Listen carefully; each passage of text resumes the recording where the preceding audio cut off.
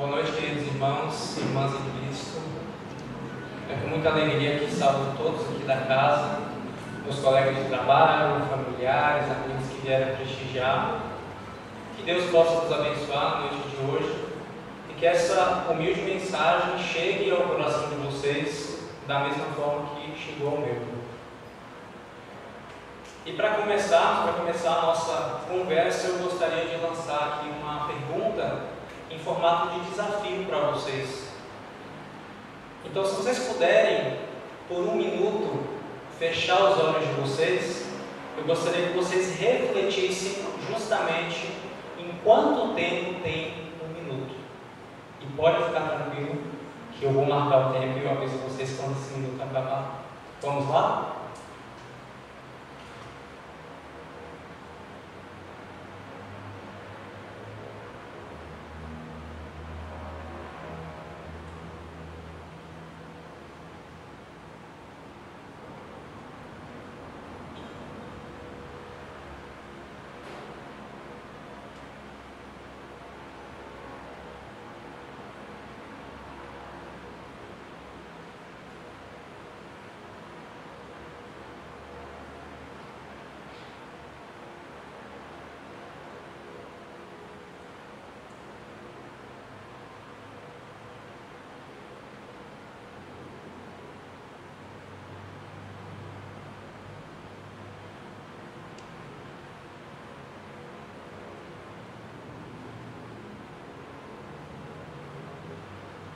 Muito bem. É engraçado, né? Como um minuto parece uma eternidade quando a gente está à espera que alguma coisa aconteça. Talvez nesse um minuto na cabeça de vocês podem ter passado diversas situações, diversos pensamentos. Lembrou de alguma coisa do dia de hoje, da semana que passou, da agenda da próxima semana. Pode até ter pensado como é que ele já começa uma palestra em silêncio. Mas é justamente isso.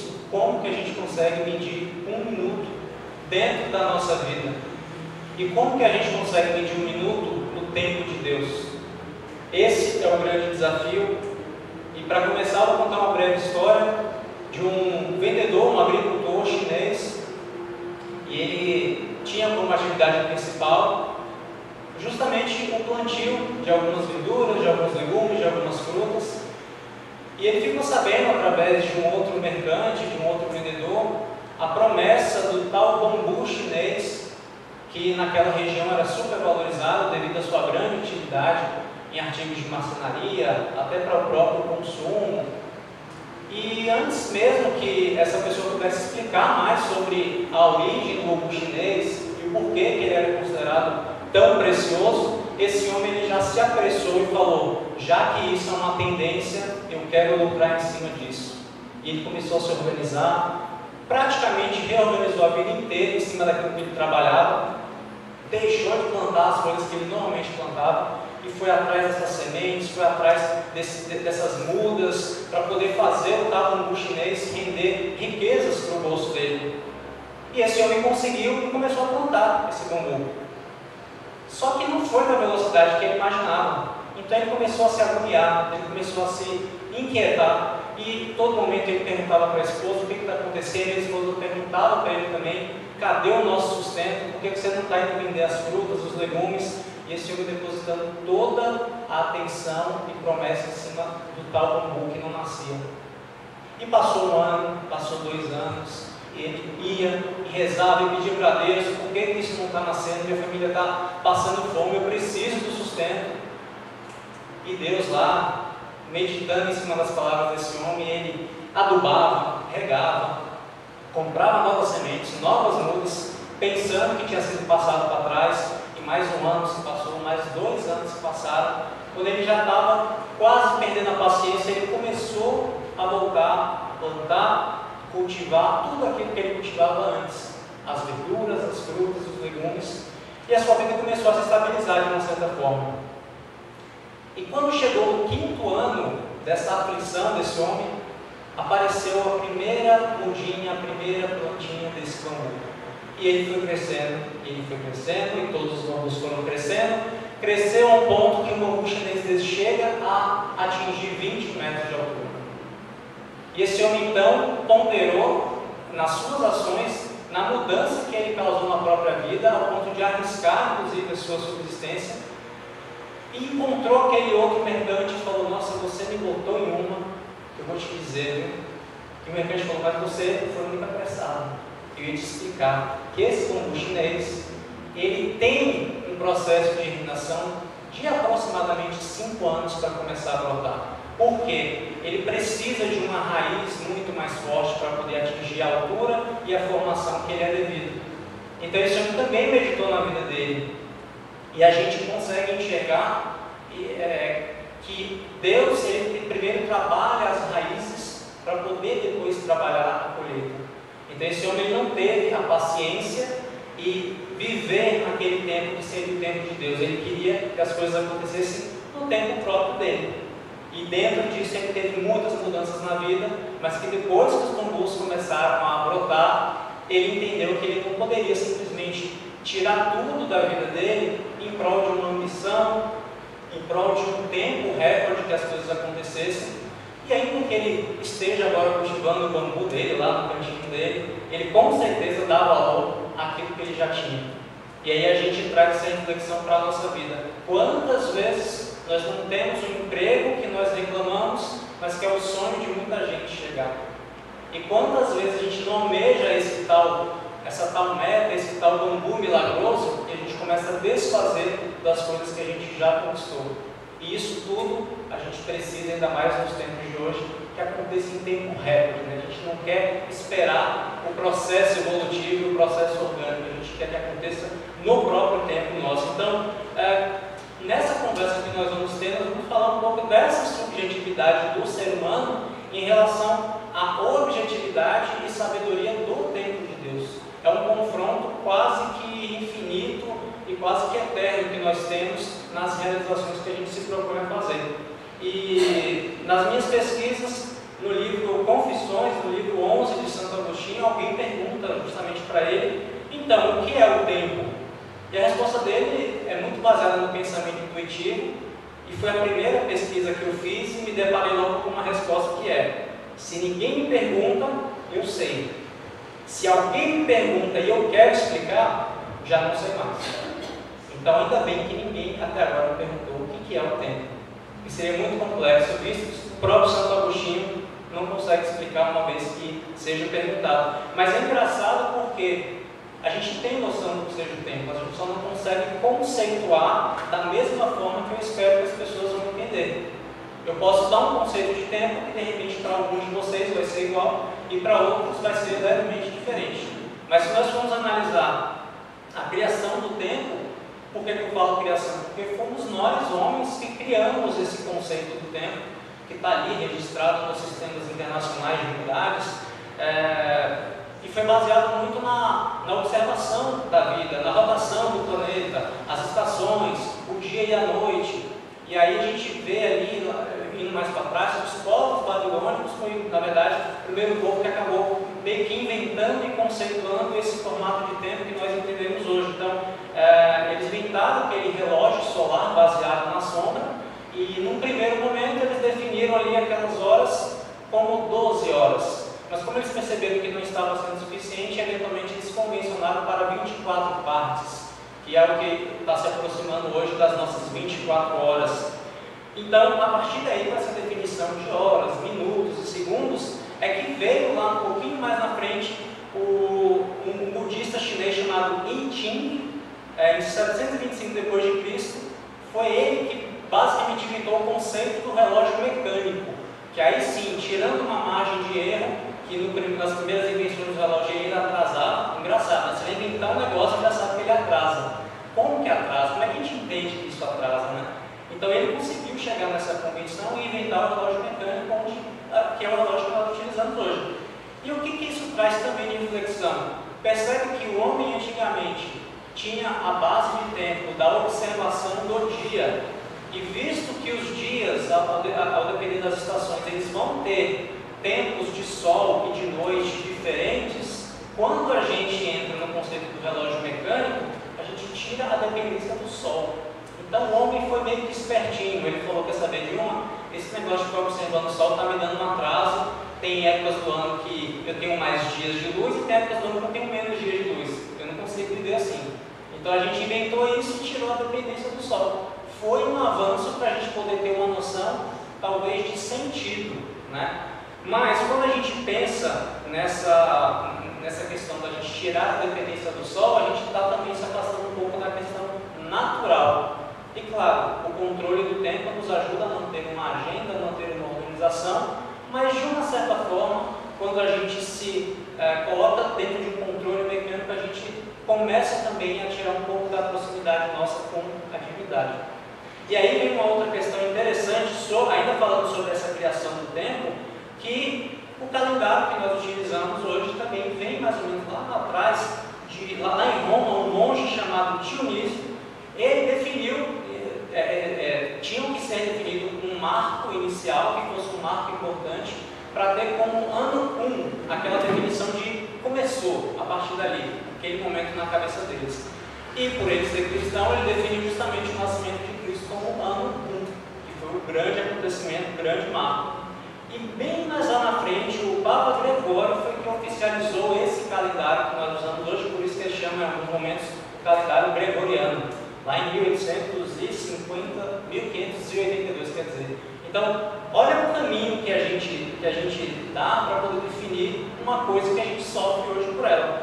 E antes de entrar na visão da doutrina sobre isso, é interessante que tem um filósofo que vive no conceito do presentismo, que eu achei interessante por uma questão de despertar o pensamento. O presentismo ele justamente se baseia nas pessoas que acreditam que a gente apenas vive o presente. Não existe um passado e não existe um futuro. Falei, tudo bem, não vai ser meu foco, mas isso é uma coisa interessante de se pensar, porque na cabeça do presentismo, o que nós hoje pensamos que é o passado está sendo pensado no presente. Isso realmente eu concordo. E o que nós pensamos hoje sobre o que ainda vai acontecer é uma imaginação ou projeção de um futuro que na verdade também não aconteceu. É um pensamento e imaginação no presente.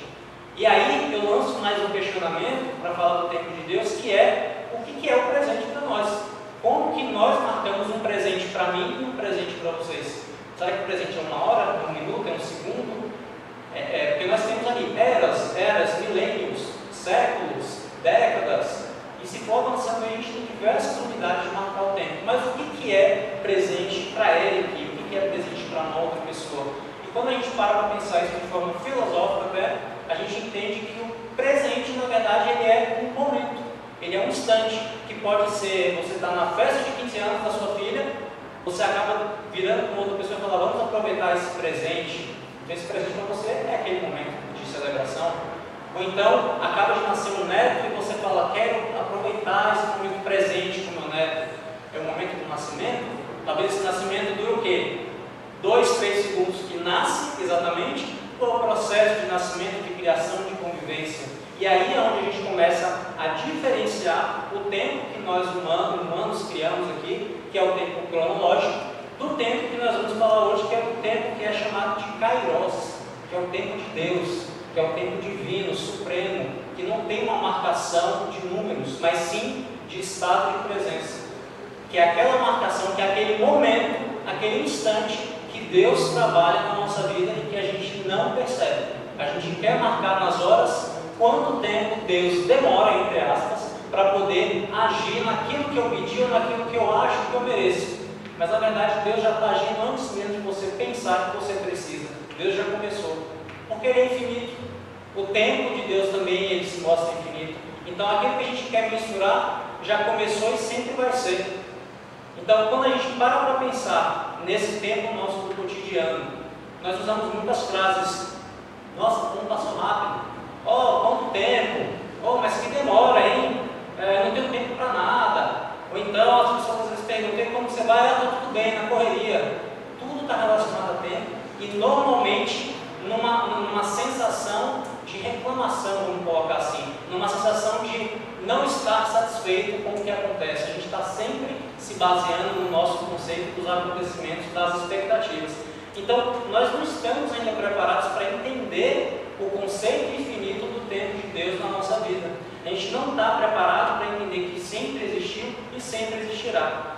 Então, o que nos faz exercer o mau uso do presente? O que nós temos essa sensação muitas vezes de eu não estou conseguindo ser produtivo, eu não consigo completar as atividades da minha vida? Será que não consegue? Será que na verdade a sua percepção de completude não está sendo diferente do que aquilo realmente seria? É uma coisa que você vai plantar e amanhã você quer ver uma árvore grande?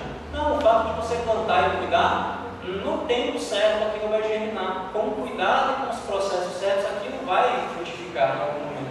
Então, muitos dos nossos traumas e apegos, eles acabam vindo do nosso passado, porque a gente pensa na percepção de tempo e se apega, e aí gera aquele trauma, gera aquela percepção de eu já passei por isso e eu não estou a fim de passar de novo.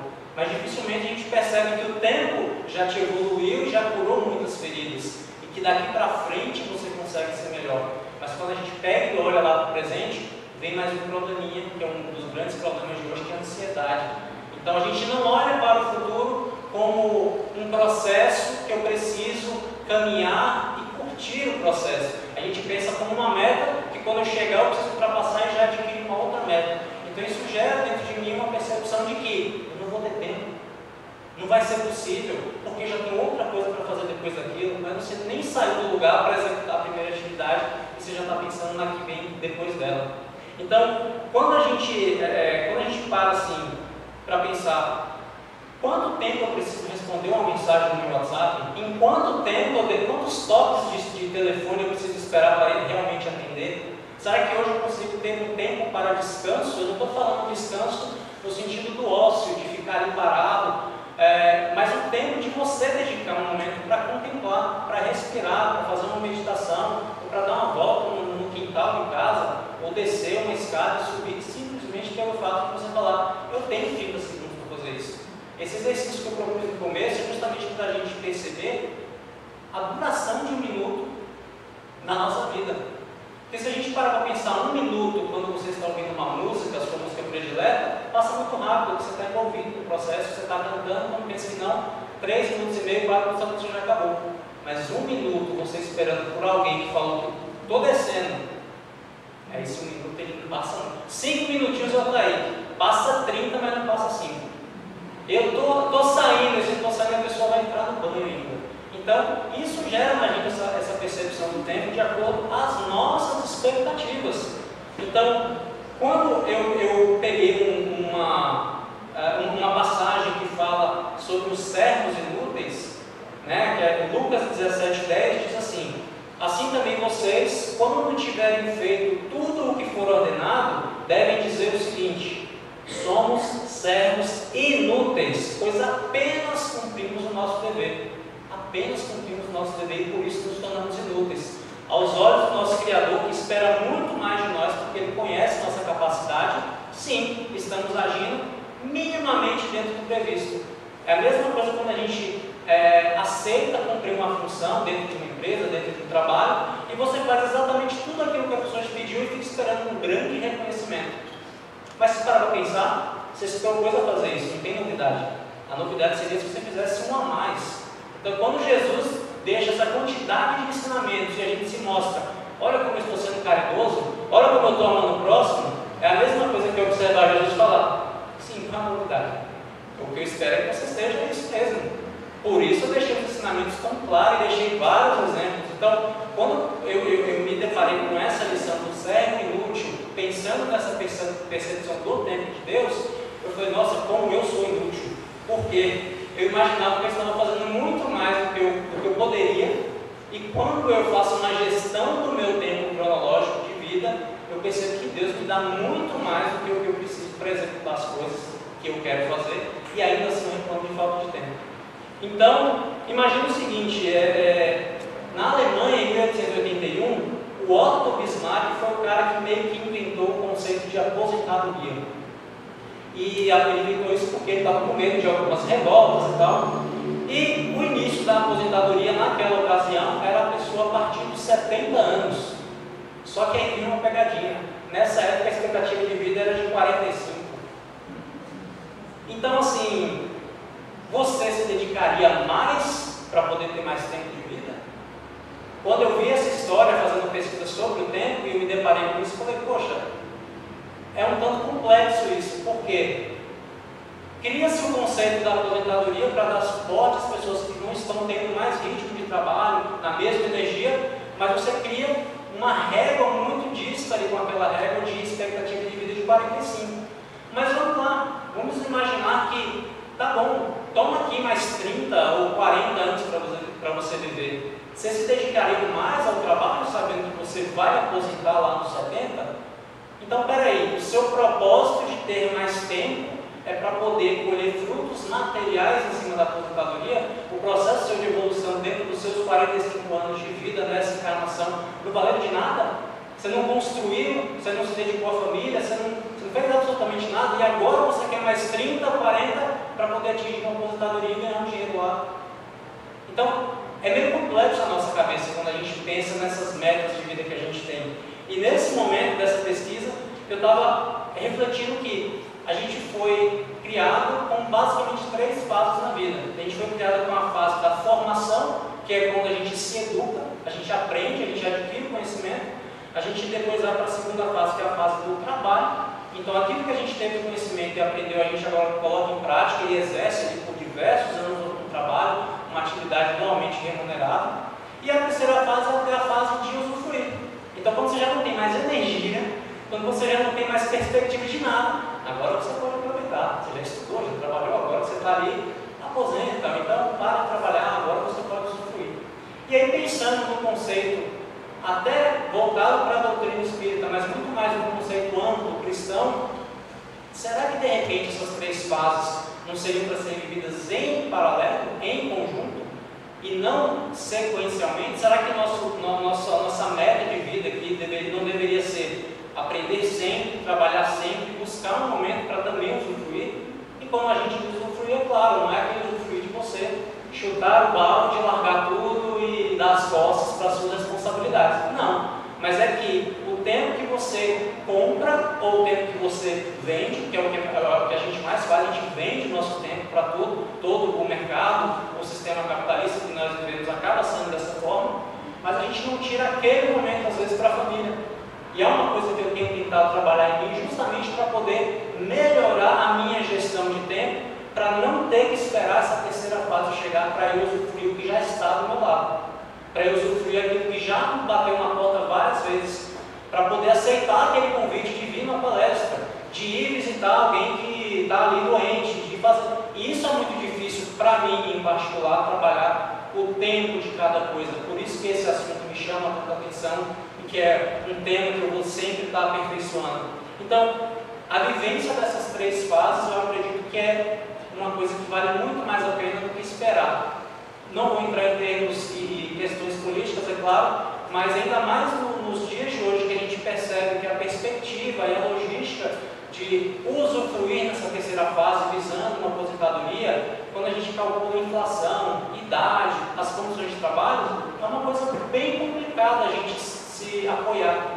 Então, por que não pensar ao contrário e falar, não, vamos começar a usufruir desde já. Então, a proposta seria essa. E no Livro dos Espíritos, pensando no tempo, dentro da doutrina, a pergunta 240, ela fala o seguinte: a duração os Espíritos compreendem como nós?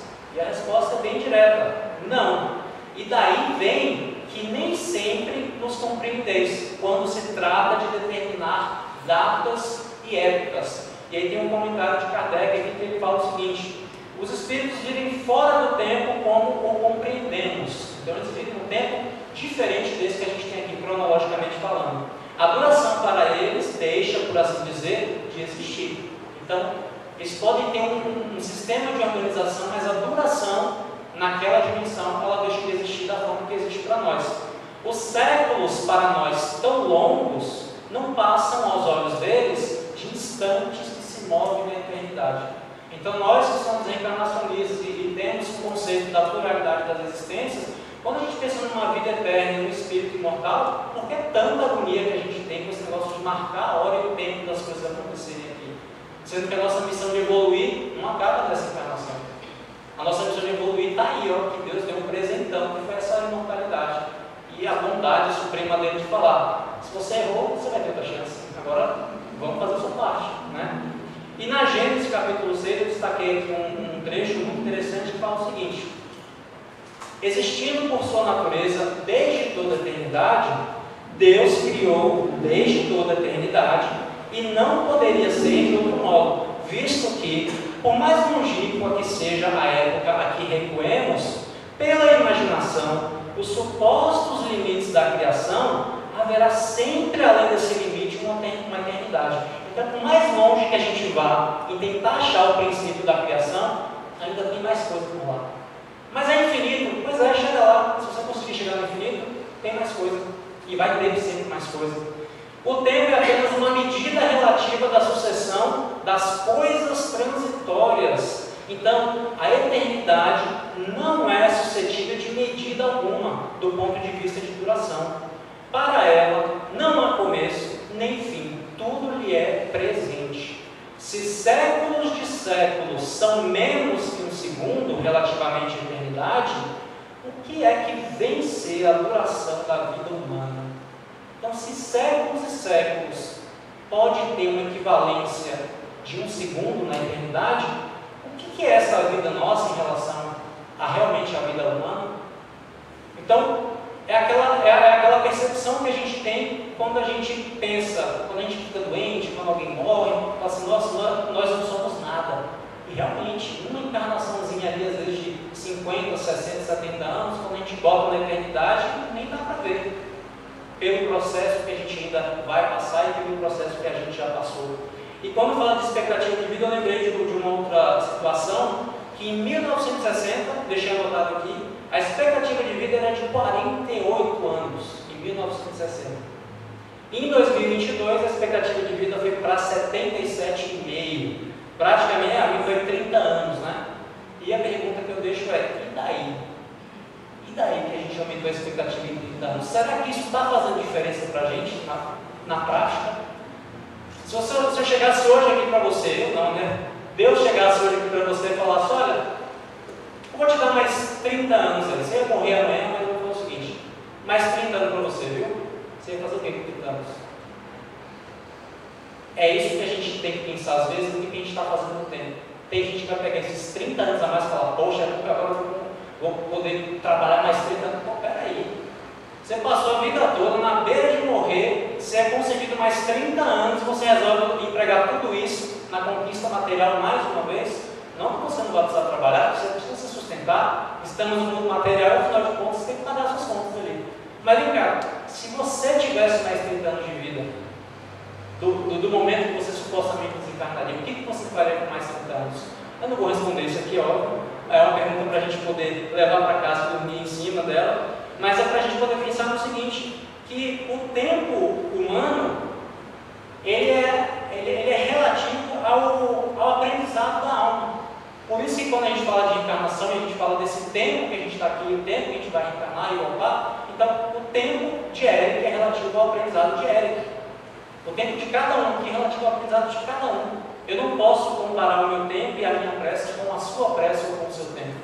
Ainda falando de uma questão que a doutrina traz para a gente sobre o sentido do espírito imortal. A gente tem vários estudos, que eu não vou entrar em detalhes aqui, mas a gente tem vários estudos, sobretudo sobre a lei de causa e efeito, por exemplo. Então, quando a gente pega a lei de causa e efeito e percebe ações passadas reverberando consequências futuras, você tem que se perguntar mais uma vez sobre isso é um tempo meu que eu consegui prever?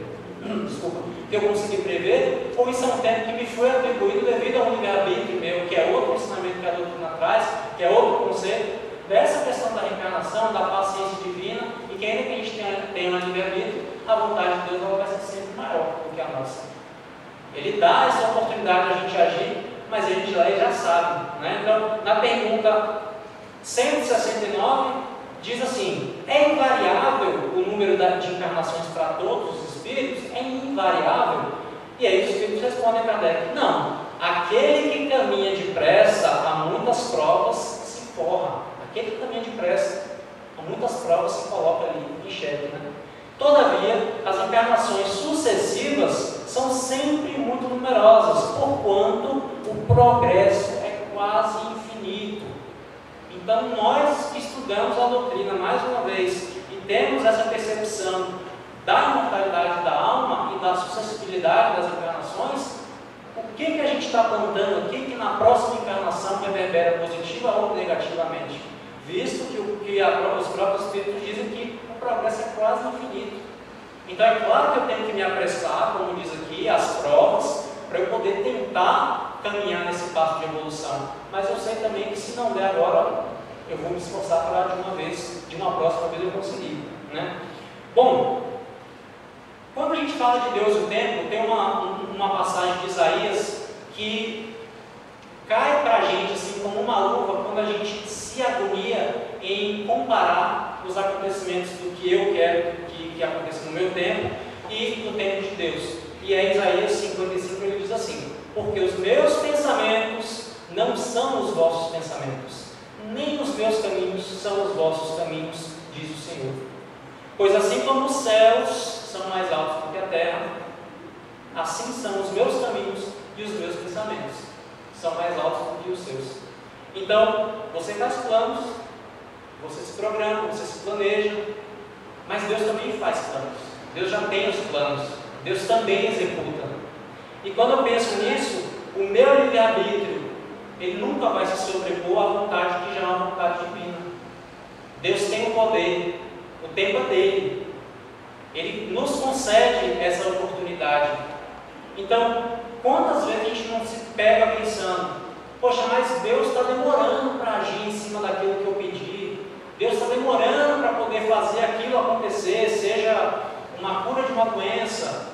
Às vezes a gente está ali com a dor, ou passou por um processo cirúrgico, e a gente quer apressar, não tem jeito, a gente quer sair daquilo ali o mais rápido possível. Ou a gente quer, às vezes, aquele emprego que eu estava tanto almejando, eu estudei, eu me formei, fiz entrevistas, e vários vezes não chega, e você olha para Deus e fala: Deus, bota um emprego na minha vida. Mal sabe você que Deus já começou a agir antes de você pedir para Ele, porque Ele sabe o que é melhor para você. E se ainda não caiu esse emprego dos sonhos, é porque vai vir uma coisa muito melhor do que você está pedindo. E normalmente vem de uma forma muito mais apropriada, e você também está muito mais preparado. Porque a pergunta que normalmente eu me faço é: será que eu estou preparado para aquilo tudo que eu peço? Será que eu tenho essa moral? Será que eu mereço? Porque a gente é muito bom, às vezes, de organizar a linha o raciocínio lógico, a linha de pensamento, fazer uma grande oração bonita para Deus. É interessante, a gente vai fazendo a oração e vai pensando em toda a trajetória que a gente já teve, até você ter aquela coragem de pedir. Porque às vezes eu não tenho coragem de pedir, eu finjo que vou pedir e volto atrás e falo: não, pensando bem, amém, que assim seja, deixa quieto, deixa para a vez que vem eu vejo se eu peço. Então, quantas vezes a gente não está nessa coragem de fazer um pedido, mas esquece de uma coisa: aquilo que você não está pedindo, se acontecesse agora, você estava preparado para usufruir, você daria conta daquilo?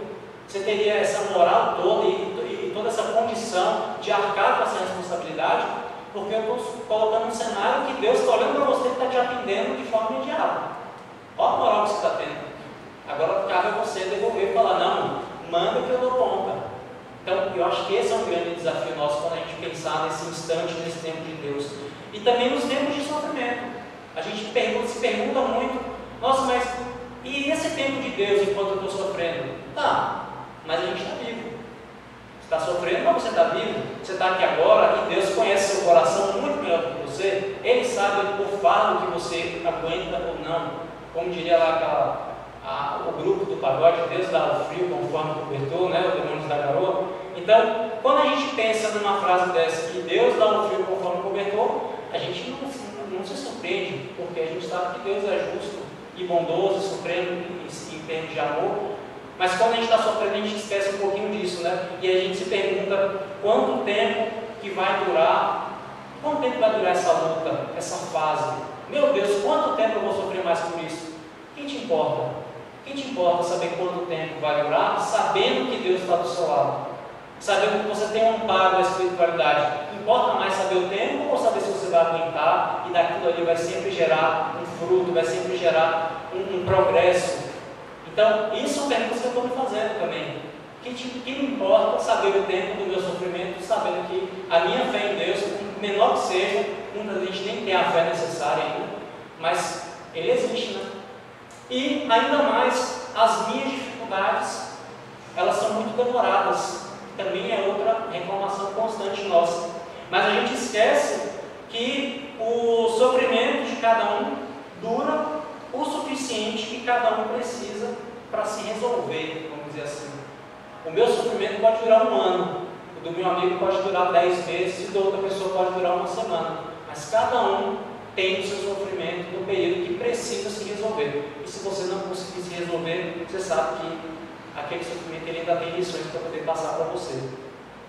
Mas a pergunta para a gente poder ir se encaminhando quase que para uma reflexão final, está muito mais ligada ao seguinte: como que a gente consegue aceitar e confiar no tempo de Deus?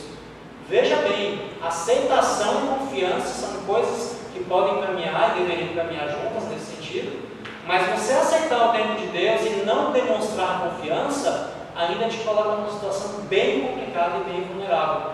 Por quê? Vou fazer um grande parênteses aqui para poder ler uma passagem de Eclesiastes, do capítulo 3, que foi, eu acho, o capítulo que eu mais li nessa semana, porque ele traz as dualidades da nossa vida. Não trouxe o capítulo inteiro, mas a essência dele é o seguinte: neste mundo, tudo tem sua hora. Cada coisa tem o seu tempo. Há o tempo de nascer e o tempo de morrer. O tempo de plantar e de colher. Tempo de derrubar e de construir. Há o tempo de se tornar triste e se alegrar. O tempo de chorar, o tempo de sorrir. Tempo de espalhar pedras e de juntá-las. Tempo de abraçar e tempo de se afastar. Há o tempo de calar e o tempo de falar. Há o tempo de guerra e o tempo de paz. Mas sempre é tempo de amar. Quando a gente se coloca numa posição de aceitar o tempo de Deus e a gente percebe isso aqui, a gente tem que se perguntar: será mesmo que a minha confiança é suficiente, necessária para essa aceitação ser válida? E aqui eu vou trazer um exemplo interessante dessa confiança, que é a mesma coisa quando a gente é criança. E eu vou dar esse exemplo porque eu vivenciei isso. Quando a gente é criança e a gente está com aquele sono e nossos pais nos levam para uma festa, o que a gente faz? A gente simplesmente dorme, junta 2 cadeiras, junta uma mesa, bota ali no canto. Você dorme, a criança dorme no meio de uma festa inteira. E eu já fui levado, o pai está aqui inclusive, pode corroborar com isso, que eu já fui levado para festas e me dava o sono. Minha mãe e meu pai me botavam lá, eu juntava 2 cadeiras e eu dormia tranquilamente, porque a confiança de que você está parado, você tem um pai e uma mãe, você está totalmente tranquilo, que você está seguro. Por mais que não esteja ali do lado, mas como eles te colocaram ali. E outra, quando acaba a festa, te pegam no colo, leva para dentro do carro, você não acorda, chega em casa, troca a roupa, às vezes dá até uma madeira de comer, sei lá, e você lá nem desperta para saber o que está acontecendo. Mas olha que sensação boa, no dia seguinte você amanhece na sua caminha quentinho e se bobear com o pai ou a mãe acordando, fazendo bem, com carinho. Isso é confiar. Será que nós estamos sendo filhos de Deus a esse ponto? Porque parece que a gente tenta, arruma outro plano, tenta de novo, é quando não consegue falar: Deus, agora eu preciso de você. Por que não investe, né? Por que a gente não se conecta com Deus e usa Ele como plano A e não como plano B? Porque fica parecendo que a gente tenta de todas as formas que nós achamos que podemos fazer, mas no final das contas você acaba terceirizando a responsabilidade para Deus. Fala: Deus, eu preciso de sua ajuda porque tentei aqui e não está rolando, não está dando muito certo. Mas, óbvio, a gente colocar Deus no primeiro plano significa a gente conversar com Deus, a gente fazer a nossa parte, sempre trabalhar para o progresso, fazer tudo certinho, e Deus Ele mostra, Ele dá sinais, Ele dá os caminhos, Ele dá até as condições que você não sabia que você precisava, Ele está dando tudo na sua mão.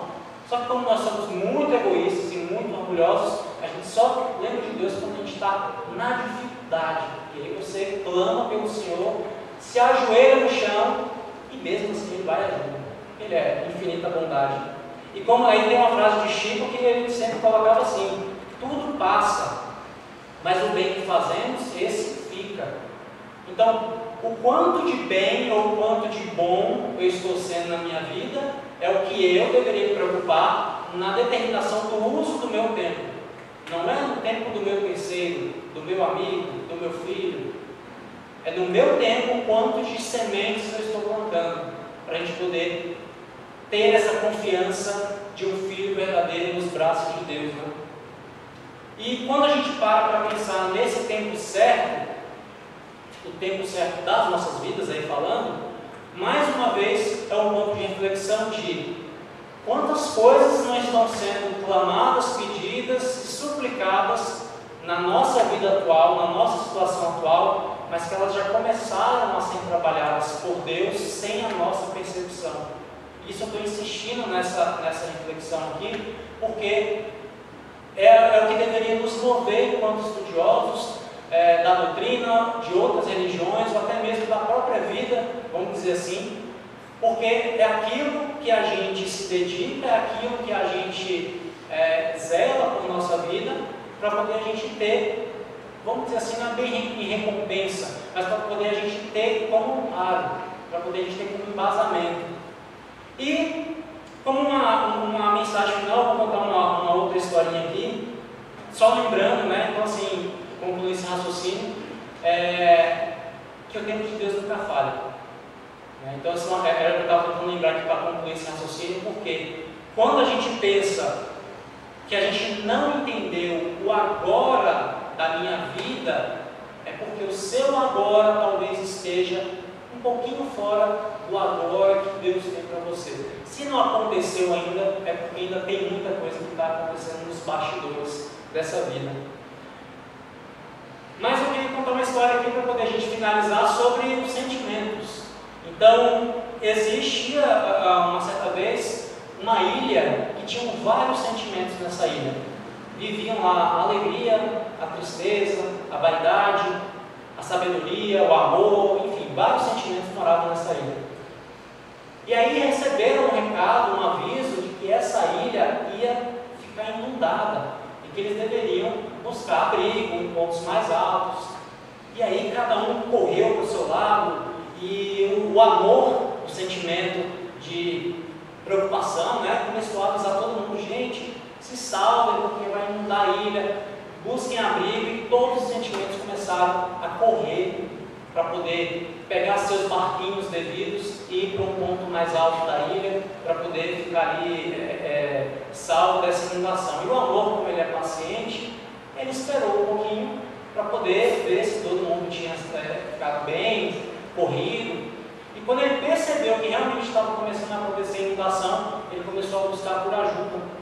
E aí ele chamou a vaidade, falou: vaidade, me bota aí no seu barco, me leva. A vaidade: ah, não, não vou botar não, você vai sujar meu barco. E aí, foi embora. Aí veio a tristeza: tristeza, peraí, deixa eu pegar uma carona no seu barco. A tristeza estava tão triste que falou: olha, eu vim ficar sozinho. Foi embora. Aí veio o barquinho da alegria, que passou direto, estava tão alegre que nem viu o amor, foi embora. Aí veio outros barquinhos passaram, e aí veio lá o barquinho de um senhor muito sábio, passando, e falou: vem amor, vem que eu te levo. E aí o amor, naquele desespero, subiu no barco e foi, né? Quando chegou lá em cima, que já estava salvo, o amor perguntou com o sentimento de sabedoria, falou: oh meu Deus, eu até esqueci de perguntar qual era o nome daquele senhor. Dona Sabedoria, quem foi que me trouxe afinal? Ah, ali foi o tempo. Era o tempo, e isso o tempo, porque só o tempo é capaz de entender o amor nessas horas. E aí o amor, ele se despedaçou, como ele sempre faz, né? Ele se despedaçou todinho. Mas é isso, dentre muitos dos dons que Deus dá para a gente, o tempo ele tem um lugar especial, porque ele ajuda a curar as nossas feridas. Ele nos preserva muitas vezes de situações que iriam acontecer e a gente se abstém. Ele também traz ali situações de curas esperadas, não só aquela ferida, mas curas esperadas que a gente nem imagina que a gente precisa. Ele nos amadurece através de reflexões, de experiências. E o amor, ele realmente é um grande mestre. Ele nos ensina com paciência, ele nos ensina com bondade, ele nos faz ponderar. E imagina na música se não houvesse o tempo. Toca e para. Tem que ter um tempo do silêncio. Imagina você cozinhando tem que ter o tempo de cozinhar. Imagina você aprendendo a andar de bicicleta, tem que ter o tempo de cair. Então, ele é um dos nossos grandes mestres e não pode ser tratado como nosso inimigo nesse sentido. Então, a mensagem de hoje é para poder trazer para o nosso coração o sentimento de tempo, de percepção junto ao nosso Deus, porque Ele nos dá todos os dias esse tempo cronológico de vida, esse tempo de refletir, esse tempo de nos relacionar, esse tempo de aprender, e um tempo infinito para a gente poder evoluir, para a gente progredir. Então, o tempo é de Deus, mas a paciência é nossa. Muito obrigado.